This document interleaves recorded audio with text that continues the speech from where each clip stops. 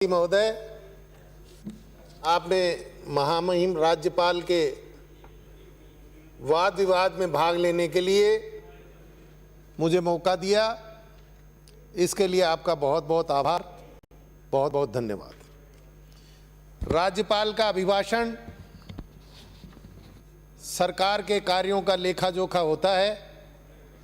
मैं इसके समर्थन में अपनी बात रखता हूँ। राज्य सरकार ने पिछले 1 साल में कोरोना जैसी महामारी का सुंदर ढंग से मुकाबला किया एवं इसके बावजूद हर अन्य क्षेत्र में अच्छा काम किया। कोरोना में राज्य सरकार के किए गए कामों का मुझे बताने की ज़रूरत नहीं है, सारी दुनिया इसके बारे में जानती है। परंतु हमारे देश में यदि केंद्र सरकार सही समय पे सही निर्णय लेती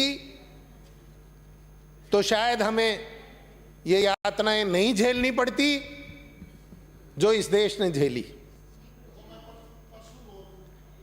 श्री राहुल गांधी ने समय रहते महामारी की गंभीरता को, इसकी जानकारी केंद्र सरकार को दी थी, परंतु सरकार ने इस ओर ध्यान नहीं दिया। यह बीमारी विदेश से आई थी और यदि समय रहते अंतर्देशीय विमान सेवाएं बंद कर दी जाती तो बीमारी का प्रवेश हमारे देश में नहीं होता।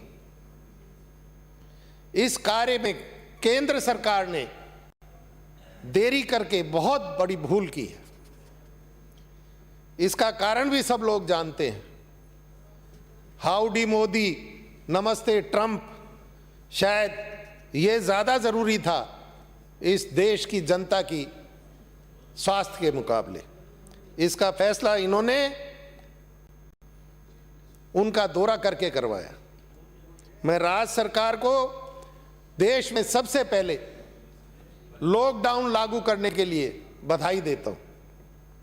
महोदय, भामाशाह कार्ड धारकों का मुफ्त इलाज सीकर जिले में नहीं हो रहा है। कारण बताते हैं कि राज्य सरकार ने महामारी के बावजूद युवाओं को, सरकार ने समय पर पैसा नहीं मिलने के कारण डॉक्टरों ने भामाशाह कार्ड का बहिष्कार किया हुआ है और उनका इलाज नहीं कर रहे हैं। मेरा सरकार से निवेदन है कि इस पर ध्यान दिया जाए और सीकर जिले के भामाशाह कार्ड धारकों को मुफ्त इलाज का लाभ मिल सके, इसकी व्यवस्था की जाए। राज्य सरकार ने महामारी के बावजूद युवाओं को सरकारी नौकरी देने के क्षेत्र में भी इस साल अच्छा कार्य किया है। सरकारी नौकरियां हर विभाग में इस वर्ष दी गई हैं और दी जा रही हैं। लगभग 2000 डॉक्टरों को नियुक्ति दी गई है। इसके विपरीत बीजेपी ने सत्ता में आने पर 2 करोड़ नौकरियां प्रतिवर्ष देने का जो वायदा किया था, उस वायदे की पूर्ति में केंद्र सरकार ने कितने युवाओं को रोजगार दिया ये सब लोग जानते हैं। उल्टे जिन युवाओं के पास नौकरियां थी उनकी नौकरियां भी चली गई उनके गलत फैसलों के कारण, नोटबंदी, जीएसटी और कोरोना के प्रभाव की बदौलत। राज्य सरकार ने खेल मैदानों के विकास से को नरेगा में शामिल किए जाने वाले कार्यों में शामिल कर युवाओं को बड़ी सौगात दी है।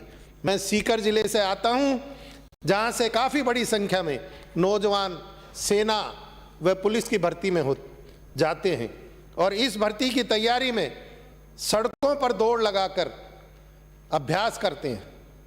कई बार इस दौरान उनके एक्सीडेंट होते हैं। अब उन्हें अपनी पंचायत पर विकसित खेल मैदान मिल जाएंगे, जहां ट्रैक की सुविधा होगी, कसरत करने की सुविधा होगी, खेल खेलने की सुविधा होगी। मेरा सरकार से निवेदन है कि सभी जिला परिषदों को स्पष्ट निर्देश नहीं है कि वे खेल मैदान की 4 दीवारी और अन्य विकास के कार्यों को स्वीकृत करें। अतः उन्हें खेल मैदान के विकास हेतु 4 दीवारी, ट्रैक निर्माण, कसरत से संबंधित सुविधा जुटाने एवं विभिन्न खेलों के कोर्ट एवं जिम आदि के कार्यों की स्वीकृति पंचायतों को देने का निर्देश दें।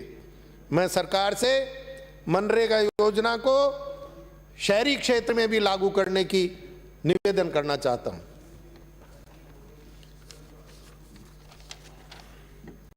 युवाओं के अलावा किसानों के हित में भी राज्य सरकार ने गत वर्ष में बहुत अच्छा काम किया है। कर्ज माफी, कृषि कार्यों के लिए दिन में बिजली दिया जाना, नए नलकूपों की खुदाई पर लगा प्रतिबंध हटाना, खाद का अधिक भंडारण कर सही समय पर किसानों को उपलब्ध कराना, बिजली की सप्लाई व्यवस्था में सुधार जैसे कई कार्य राज्य सरकार ने किसानों के हित में किए हैं। इसके विपरीत केंद्र सरकार की बीजेपी सरकार ने किसानों से उनकी आय दुगनी करने का जो वादा किया था उसका क्या हाल है ये सभी जानते हैं। स्वामीनाथन की रिपोर्ट के आधार पर कृषि की लागत पर लाभ जोड़कर एमएसपी पर कृषि उत्पादों की खरीद का वायदा किया था, उसका क्या हुआ ये भी सारी जनता जानती है। और जो किया वह 3 काने कानून लागू करके किया, जिनके विरोध में लंबे समय से लाखों अन्नदाता सड़क पर कड़कड़ाती सर्दी में बैठे हैं। सैकड़ों किसान प्राणों की आहुति दे चुके हैं, पर सरकार उन्हें वापस लेने को तैयार नहीं है। कानून आने से पहले इनके मित्रों ने नोएडा और सोनीपत में और अन्य जगहों पर खाद्यान्न भंडारण के बड़े बड़े साइलों का निर्माण कर लिया। इससे जाहिर होता है कि इन कानूनों के लागू होने में इन उद्योगपतियों की मिलीभगत है। मैं इस सदन के माध्यम से केंद्र सरकार से इन कानूनों को वापस लेने की मांग करता हूं एवं राजस्थान की सरकार को धन्यवाद देता हूं जिन्होंने इन कानूनों का असर राजस्थान के किसानों पर नहीं पड़े, इसके लिए विशेष अधिवेशन बुलाकर 3 अध्यादेश पारित किए। परंतु दुर्भाग्य की बात है कि अभी राज्यपाल महोदय ने इन पर हस्ताक्षर नहीं किए। मैं राज्य सरकार से छोटे किसानों को मुफ्त बिजली दिए जाने का निवेदन करता हूं ताकि उनकी तकलीफों को कुछ कम किया जा सके। मैं मेरे विधानसभा क्षेत्र में नियमित विद्युत सप्लाई हेतु 3 नए 33/11 जीएसएस स्वीकृत कर बनाए जाने की भी निवेदन करता हूं। एक डाबर में, एक मंडोली में और एक माउंडा में। मैं मेरे क्षेत्र के इथमपुरी पंचायत में एक कृषि महाविद्यालय खोलने का भी सरकार से निवेदन करता हूं। हम सब जानते हैं कि डॉक्टर का बेटा आगे चलकर डॉक्टर बनने की इच्छा रखता है, सीए का बेटा सीए बनने की इच्छा रखता है और नेता का बेटा नेता बनने की इच्छा रखता है, लेकिन किसान का बेटा खेती करने की इच्छा नहीं रखता। सरकार को निश्चित रूप से कुछ ऐसे उपाय करने चाहिए जिससे किसान का बेटा कृषि करने की तरफ आकर्षित हो, कृषि में नवाचार हो, कृषि को सुविधाएं मिलें और अन्नदाता को उसका हक मिले, उसका न्यूनतम सपोर्ट प्राइस एमएसपी जो है वो मिले, ताकि लोगों का, किसानों के बेटों का कृषि की तरफ रुझान वापस चालू हो। किसानों को सौर ऊर्जा पर जो सब्सिडी मिलती है उस पर वेटिंग चल रही है।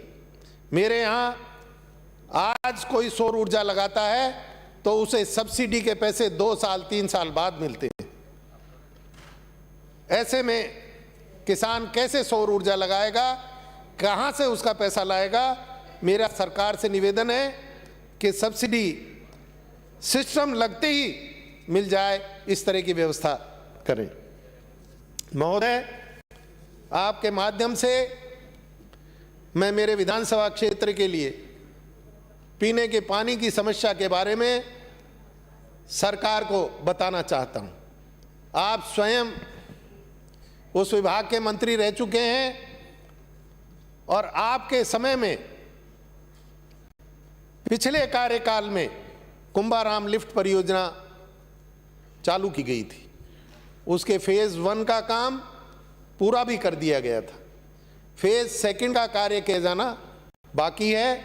पानी के बंटवारे में भी राजस्थान को फेज 2 का पानी आवंटित है। बरसात हो नहीं रही, हैंडपंप सूख रहे हैं, बोरिंग फेल हो रहे हैं। आज पानी 1200 फीट नीचे मिल रहा है और वो भी फ्लोराइड युक्त मिल रहा है। कैंसर, घुटनों में दर्द जैसी भयंकर बीमारियां इस पीने के पानी की वजह से मेरे इलाके में हो रही हैं। डार्क जोन पहले से घोषित किया जा चुका है।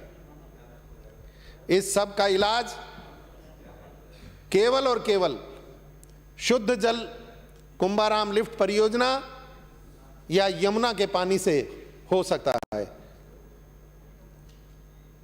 मेरा आपके माध्यम से सरकार से निवेदन है कि इसी बजट में पैसा देकर कुंभाराम लिफ्ट परियोजना का काम फेज 2 का चालू करवाया जाए, जिससे कि सीकर जिले की कई तहसीलों की जनता को पीने का पानी उपलब्ध हो सके। नीम का थाना को जिला बनाने की बहुत समय से मांग चल रही है। नीम का थाना जिला बनने के सभी मापदंड पूरे करता है, अतः जल्द से जल्द इसे जिला घोषित किया जाए।